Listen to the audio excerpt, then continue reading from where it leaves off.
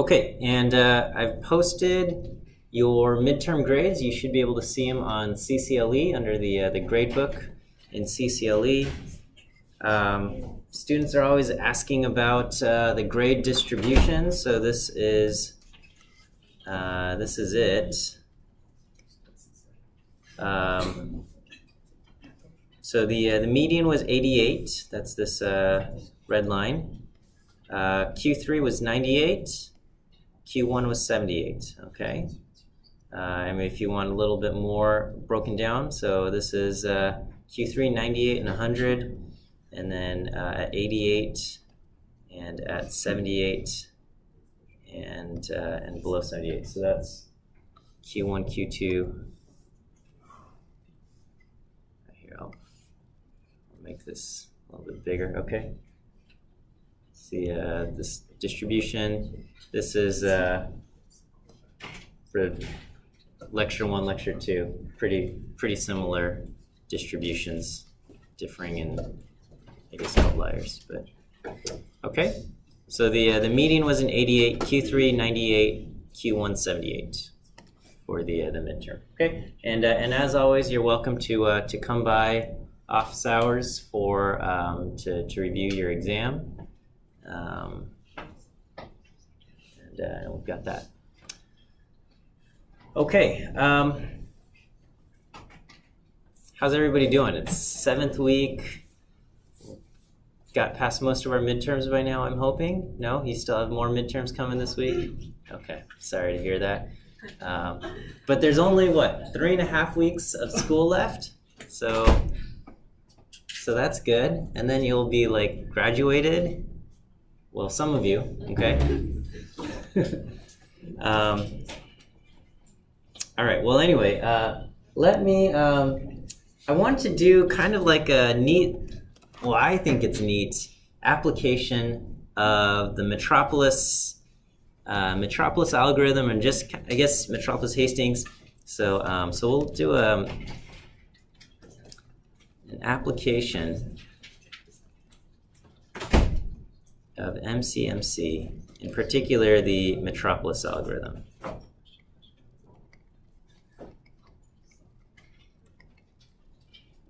And again, the Metropolis algorithm is the same as the Metropolis Hastings algorithm, except the proposal distribution is symmetric, right?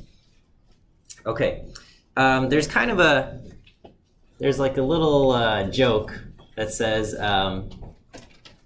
MCMC is the worst way to get a sample, but sometimes it's the only way to get a sample, okay? So basically, I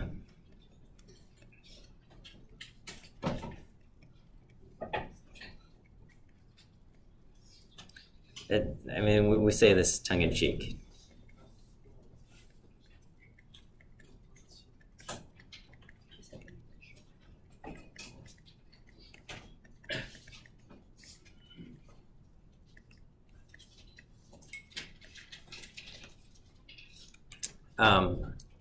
Because so far, with the ones we've done, examples we've done so far, we've done things like do MCMC to get a random sample from the normal distribution with mean 10 and standard deviation 2 or something. I mean, that's what you had to do in the homework. And obviously, it's better to just use R norm, okay? But the advantage, or the reason why we might use MCMC, is that in something like the Metropolis algorithm, so in the Metropolis algorithm, what is our acceptance ratio? Our acceptance rate, our acceptance probability, is equal to the minimum of 1 and P proposed divided by P current, right?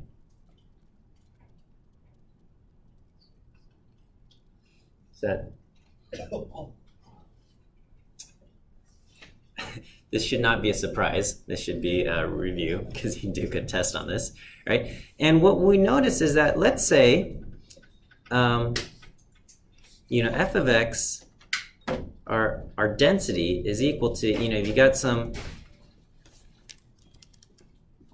we have it equal to some constant times, I don't know, the important part, all right? So, and the constant, maybe this was too complicated to figure out. Because, you know, if we've got, in Bayesian, if we're doing like probability of theta given the data, we say this is equal to the probability of the likelihood data given theta times the prior probability of theta divided by probability of the data, okay? And the probability of the data, this is a constant, and it's complex. So we might just take the numerator, the new important part, so to speak, okay? And the nice thing is that when we do our acceptance probability, in between 1 and here, if I do the p proposed during p current, and some of you might have noticed this during the test when you had to do this, is you've got p data given theta prime times the proposed value divided by probability of the data. That's the proposed, right? And then the current will be p data of theta, I don't know, how would I write current? Let me slide this over.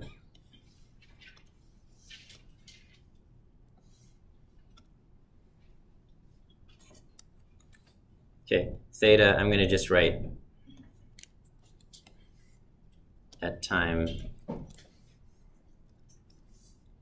t, this is being our current value, times probability of theta at time t, divided by the probability of the data, right? So this is what we have.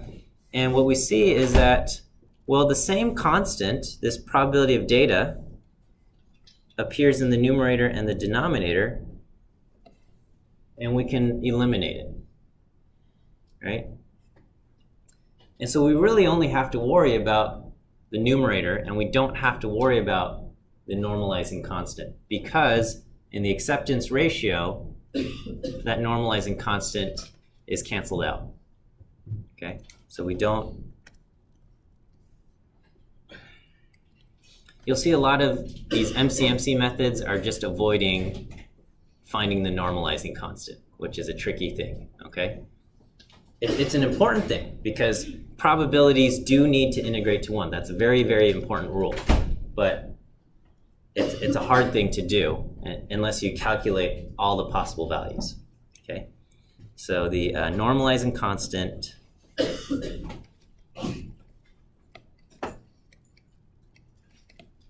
P data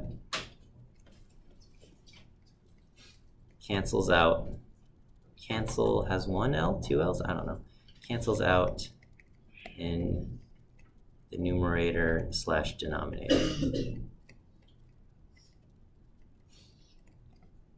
Okay, so that means we don't have to worry about finding the normalizing constant. Okay, is that all right?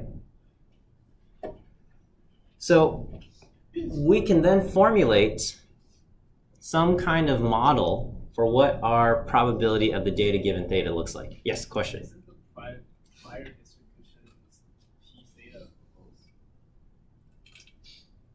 P theta T.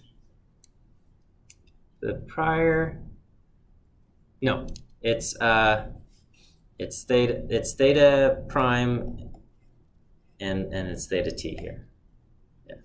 Yes, it's the prior distribution is the same distribution, but the value is different for a proposed value versus the current value. I just want to verify. I'm going to just double check in my head, but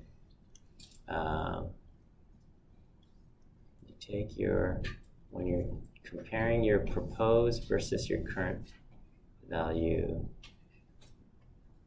Yeah. Yes. Okay. Well, now you got me questioning myself, but okay. So this is what we have. So we don't have to worry about the normalizing constant. Okay. So here's our application. We're gonna do kind of decoding a cipher. So this is not encryption. This is called a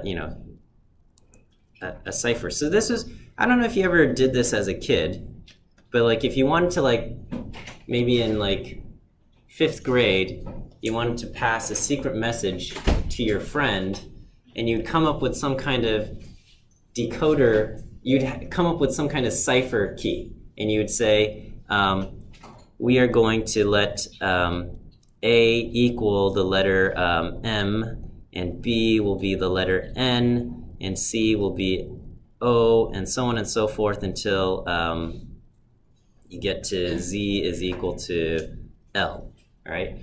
And then you would write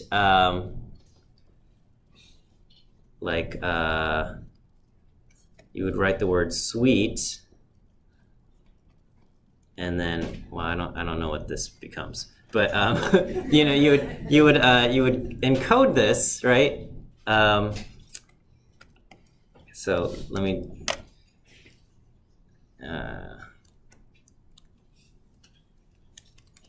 letters. What is this? 13 through 26, comma 1 through 12 or something.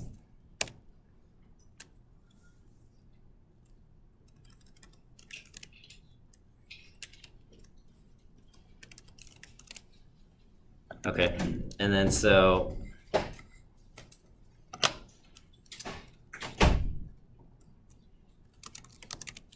here's this, and then we'll do names A to B letters. Okay. All right, and then so yeah, A corresponds to M, and then so S becomes E, and then W becomes I, and then E becomes Q, and so this becomes, wait, what did I just say? So this becomes E, I, Q, Q, and T becomes F. All right. All right, and then so you would send E, I, Q, Q, F, and then like if the teacher catches it, they'd open it and be like, all right, I don't know what secret message you're trying to send, right? Okay, but let's say you are like this vindictive teacher and you really want to figure out what the secret message was. You want to make sure they're not saying bad things about you or something. I don't know, okay. But anyway, so we get this thing, right? Can we figure out what was the word that was encoded, okay? So here I just shifted all the letters. But you know, so this is the true key, right? But it's possible, you know, here's another potential key, is that maybe E corresponds to the letter E.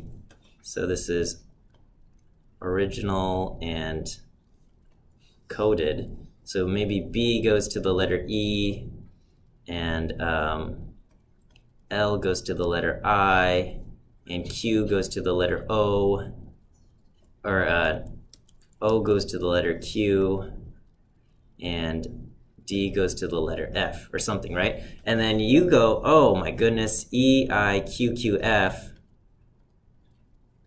this becomes the word blood. And but this was not the original message, right? This is technically a wrong decoding, but it's a plausible one, right? Like if wrong decoding, but plausible.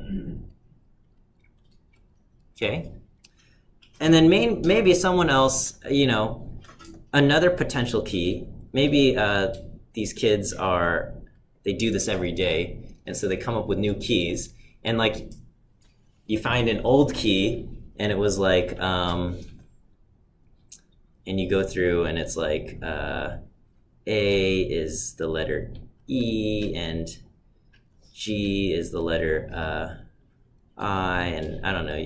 You figure this out. You try to find which letters go to what, and it's like T, T, and X, right? And then when you translate that, it becomes E, I, Q, Q, F becomes A, G, T, T, X, right? And you go, well, this doesn't really make sense. This is also wrong decode, and unlikely to be the answer. Okay, does that make sense? So what we want to do is we want to figure out the mapping. We want to figure out how were the letters mapped between what was encoded and the letters that are decoded, right? We want to figure out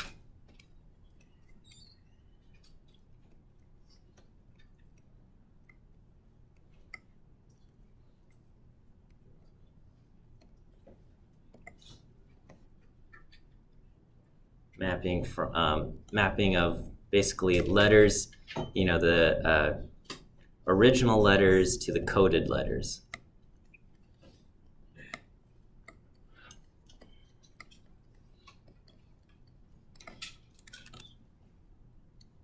Okay, so does this problem setup make sense? Okay, and what we want is we want a system to evaluate. Like if we had the true key, then it would translate back to sweet, okay?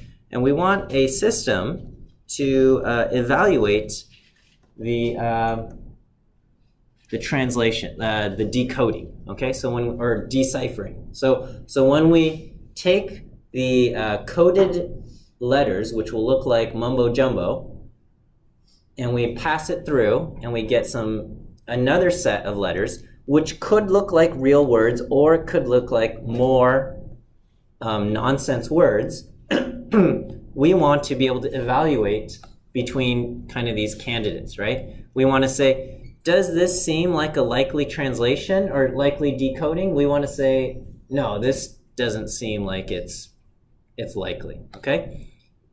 Is this possible? We want to give this a high score. We want to give this one a low score. We want to give this one a high score, right? And obviously, we would probably need more than 5 letters to figure out what the true coding is. Okay. So we want a way to kind of assign scores that, to a potential,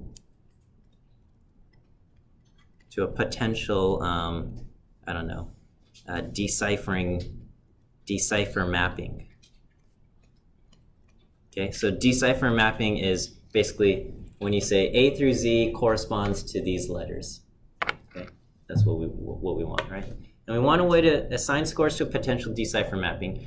And these scores, we're gonna try to, we're hoping we can make them like at least proportional to probabilities, okay? So we want our scores to be, somewhat related to a probability.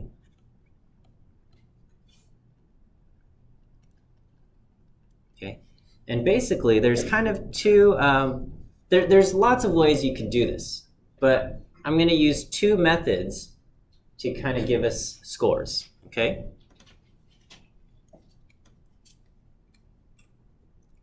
Two methods to kind of score a potential mapping.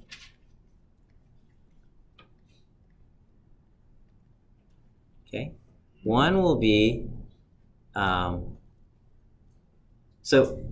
going to assume we've got a cipher text that's like several words long, like a tweet or something like that, okay? So one will be, do we see real words in there?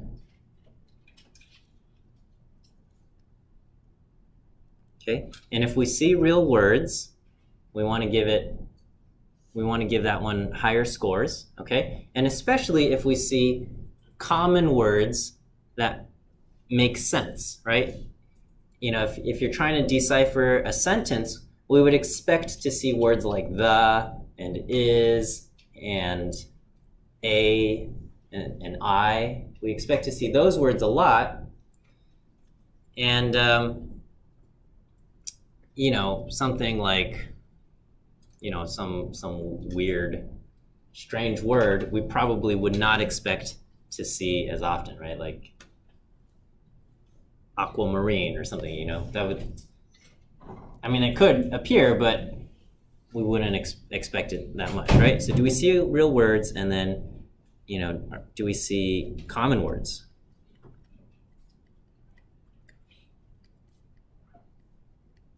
Okay, and so to evaluate this, we'll use an outside resource, which is kind of a word probability lexicon. Okay, so we use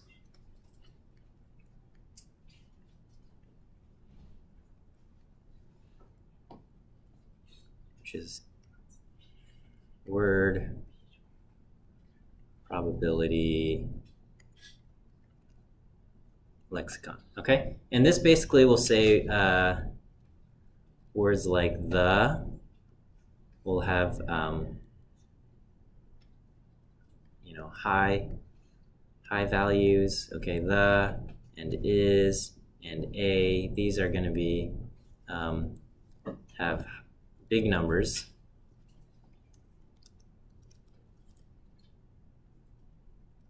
Okay, and then I don't know, what are uncommon words that are real, you know,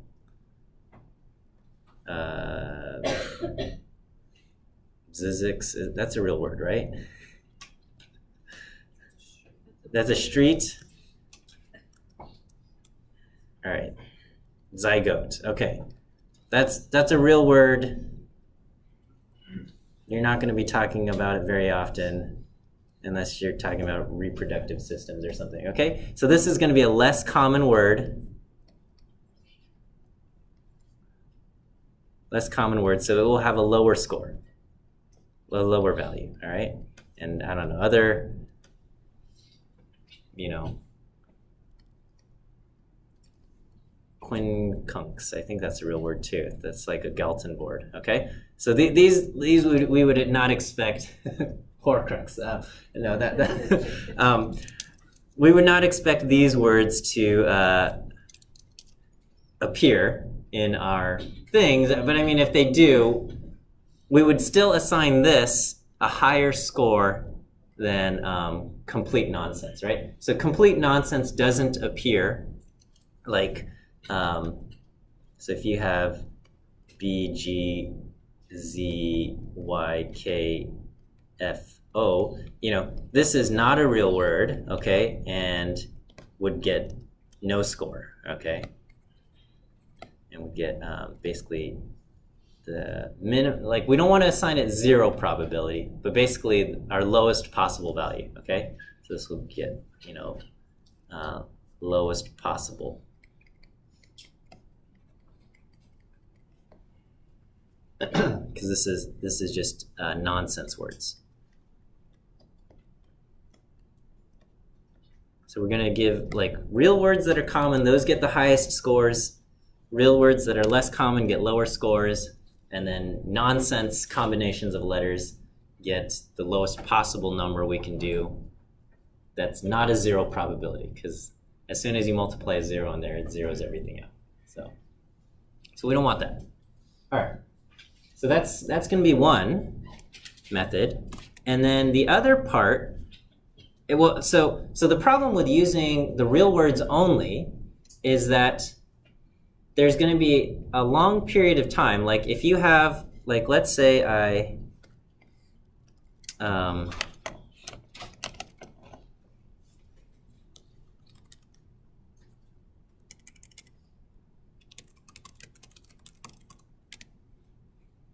do I do string split? I totally forgot how this works.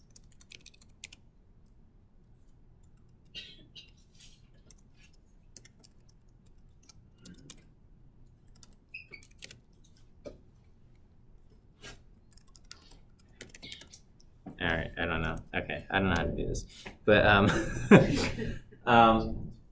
you know, if we encode a long thing, okay, there's going to be a lot of times where we're going to just have nonsense words. Like we try out a potential thing and it just produces all nonsense words, right? And we try out another potential key and it just produces all nonsense words, okay? And somehow we want to say like, even though this is all nonsense, it looks more probable than this other set of nonsense, okay? And what I mean by that is when you look at an English word, you expect certain letters, combinations of letters to appear, right? Like if you see T followed by H, like that's a common letter combination. And we'd say, oh, okay, that seems reasonable, okay? But if you see like Q followed by K, you'd say, well, that I've never seen a word with that letter combination, okay?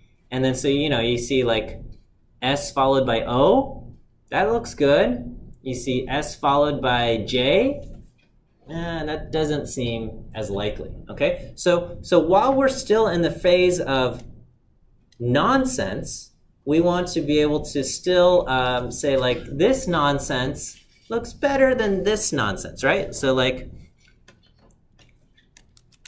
so this, like if we see S, J, Q, Q, P, right? So remember, our original word was sweet, okay? So if we see S, J, Q, Q, P, this is bad, right? This we would say, we would give it a bad score, all right?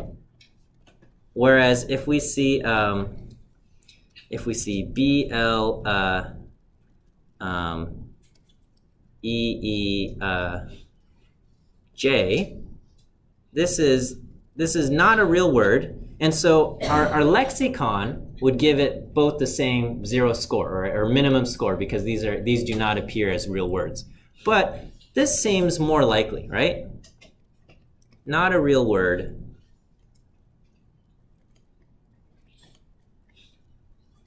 But seems more likely. Does that make sense? Because we're looking at kind of these, not n-grams, but like two-letter combinations. Okay, so we're looking at, you know, 2-letter combinations, and we're giving them scores. Okay, so we will look at 2-letter combinations and give those scores. Give those combinations scores.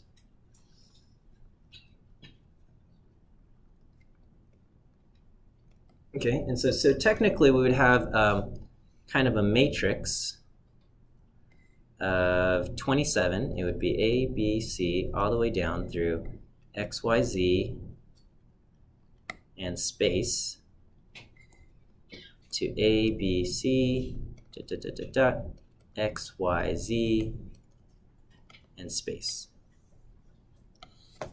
Okay, and we would look for, you know, the combination TH th, this would have a high value. I'm going to give it something like 0.8 or something. And of course, it's not 0.8. I don't know. All right. I think the whole thing would add up to 1. But so maybe this is like gets a score of like 0.04, right? Whereas, which would be like the highest, one of the highest, okay? Whereas B followed by Z, so B comma Z, this has to be, I don't know, like 10 to the minus 15, okay? Whereas B comma Y, like that seems, I don't know, maybe 0.001, okay? Because we have a lot of words with B followed by Y, okay? I don't know, maybe not 10 to the minus 15, but we'll just say like 10 to the minus 8, okay? Whereas T followed by H, like, we'll give it a, this is high, this is medium, and this is low. And we'll look at every kind of letter combination. Okay, so we got 27 by 27, just so that things can be followed by spaces and stuff like that. Okay, does that kind of make sense?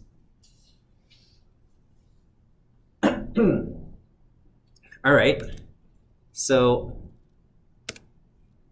we will, so this is our strategy now, and we're going to kind of combine these, and we'll take kind of the score from the probability score using the words and combine it with the probability score using our letters, okay? And with probabilities, we'll just kind of like multiply them, and it's kind of assuming things are independent, which is not going to be true, but it keeps our math simple, okay? When we do this on the computer, however, we run into a problem with multiplying all of these numbers together, is that we're going to run into underflow errors, right? Because we've got the numbers are stored as floating point numbers. So if you've got a whole bunch of values that are like, you're multiplying 0.01 times 0.04 times 10 to the minus 7 times something, you're going to get some value that's on the order of like 10 to the minus 200 or 10 to the minus 400 at the end of the day, after you have like a sequence of 100 letters to multiply. And our floating point, 64-bit floating point, can't keep track. There's not enough bits in the exponent to keep track of values, smaller than, I forget what the smallest possible number is, but you can't keep track of numbers that get too small. So what we're going to do is we're going to take the log of every number, okay? And that allows us to add numbers rather than multiplying them. So rather than multiplying all of these small numbers and getting something on the order of 10 to the minus 400, which our computer can't really keep track of, we can take the log of everything and add all of the logs, okay? So, one adaptation to deal with the limitations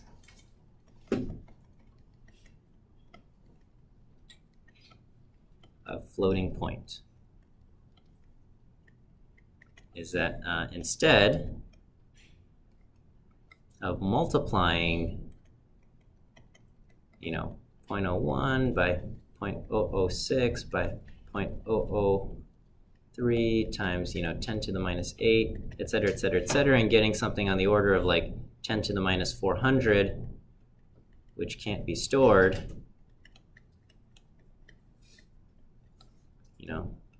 we will add the logs, okay?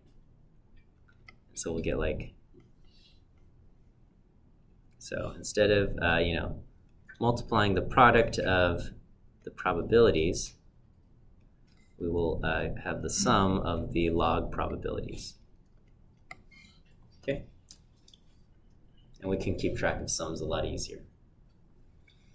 Okay, and then so now, so how would that modify our Metropolis algorithm?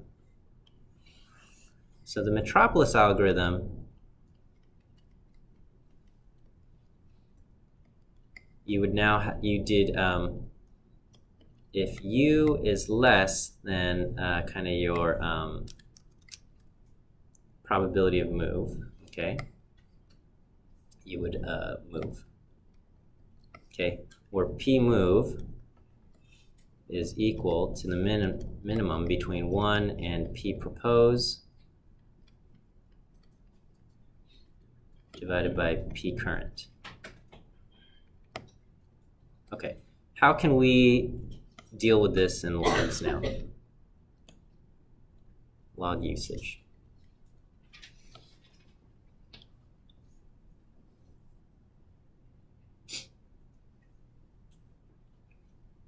Okay, so what we would do is we now have, we're going to have log u, okay? So we still draw u from our unif, but now we have log of u, and we want to know if log of u is less than the log of p move, okay? So the biggest value log u could be is going to be 0, right? Because the biggest that our unif can be is 1, and then if our unif, technically, we shouldn't ever get 0, but if it's 0, then we would have negative infinity as the log of u, okay? And p move, log of p move will be basically the log of p propose minus log of p current. Okay. And it's going to be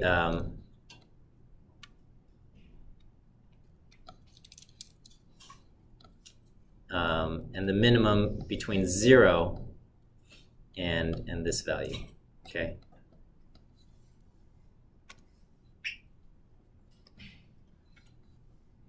So p move can't, log of p move can't be bigger than 0. So minimum of 0 and this.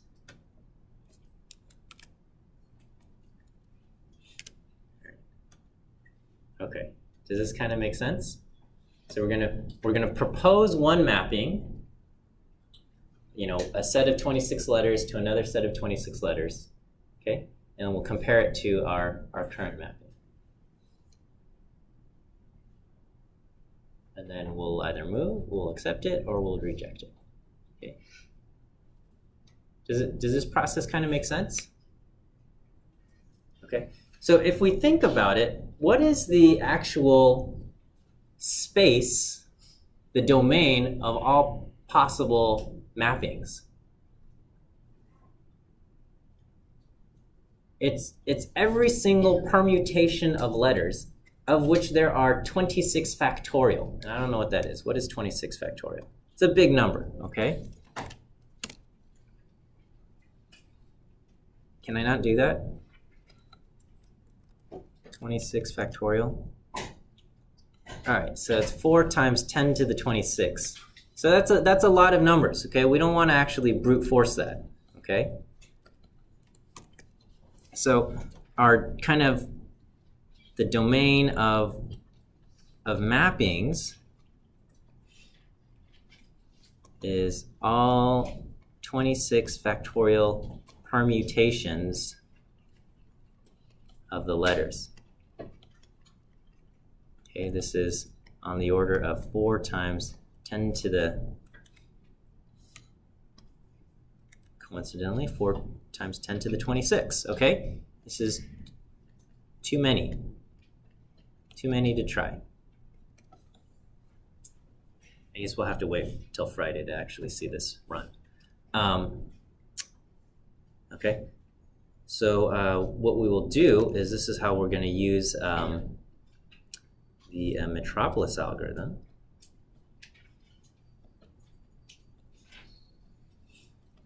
Is we will, start with an arbitrary mapping that will be bad.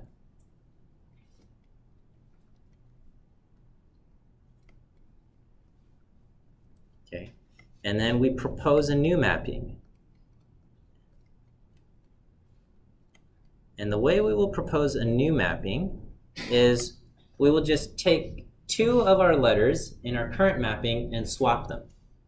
Okay, so maybe our current mapping is going to be like, so propose a new mapping and we'll just swap two letters in our current mapping.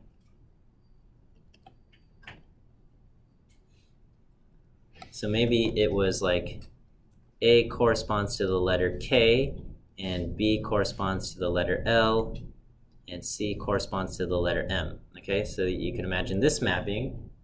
And we're just gonna, so this is our current, and then our proposed is we'll just switch two letters. So maybe we'll just switch these two. And then so now A maps to the letter M, B still maps to the letter L, and C now maps to the letter K. And we want to say, is this better? Is this mapping better? Okay, so this is we propose a new mapping, and then we use the Metropolis algorithm in that we compare the probability.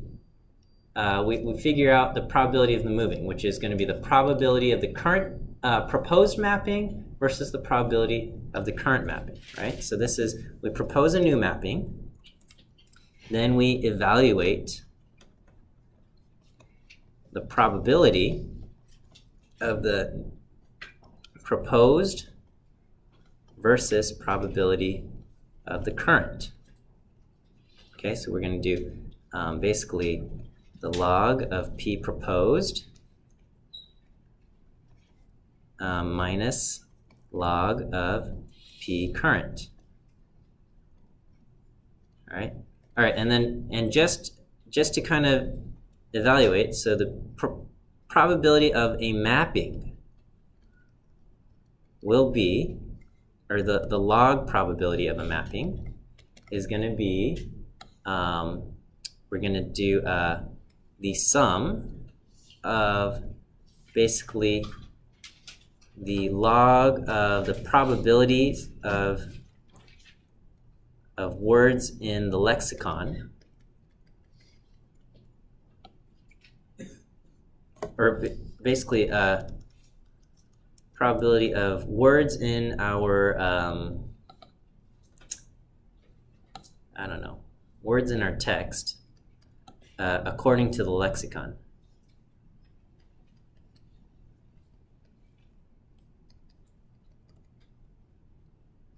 So we're going to take each word that appears in our text, and it might be gibberish, and we're going to give it a probability according to our lexicon. And if our lexicon says this is a high probability, it's going to get a score, like a small negative log score. And if it says this is gibberish and doesn't exist in the English language, it gets a very negative log score, right? So we'll add all of those, and then we will sum up basically the log probabilities of each two-letter combination. So we're going to take each letter and we're going to say we see B followed by the letter R. Oh, that sounds reasonable. We'll give it just a small negative score. Okay. We see the letters K followed by X.